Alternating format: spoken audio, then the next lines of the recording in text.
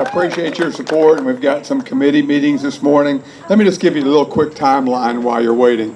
We have a Public Health Committee meeting at 10 o'clock today, but it has really nothing to do that I know of with what you're here for.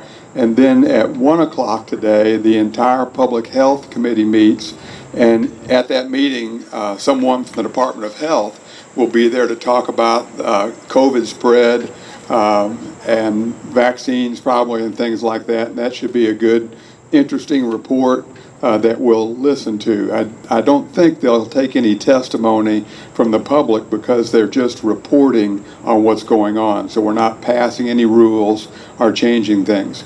Then tomorrow we meet as what's called a committee of the whole. Now the governor declared an emergency, and it's my understanding that that emergency stands unless both chambers of the legislature override that. So we'll have what's called a concurrent resolution, a Senate resolution and a House resolution. They match each other, and if that resolution passes, and somebody makes a motion, we want to end the emergency, that resolution passes or fails, then it has to pass in order, it has to pass in order for the governor's resolution to be ended. In other words, it takes both chambers agreeing to stop the executive order. That's how it works. I don't know what I said the first time, but that's how it works. It's a little bit confusing. That happens on Tuesday. Whether or not that happens has no bearing on an amendment to Act 1002.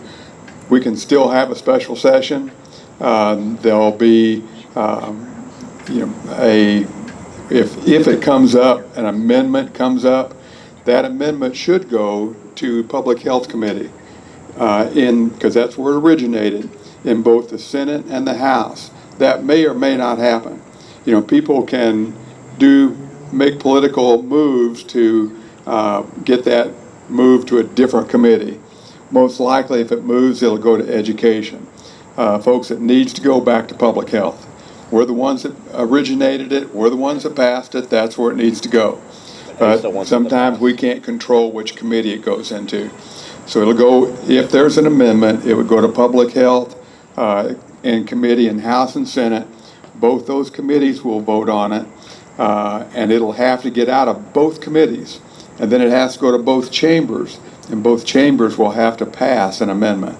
And if that fails, there'll be no amendment to 1002. So that's kind of, as I understand it today, and when I hand the mic off, things may change immediately. That's how politics works. Listen, we appreciate your support, appreciate you being out here. Thank you so much. Have a good day.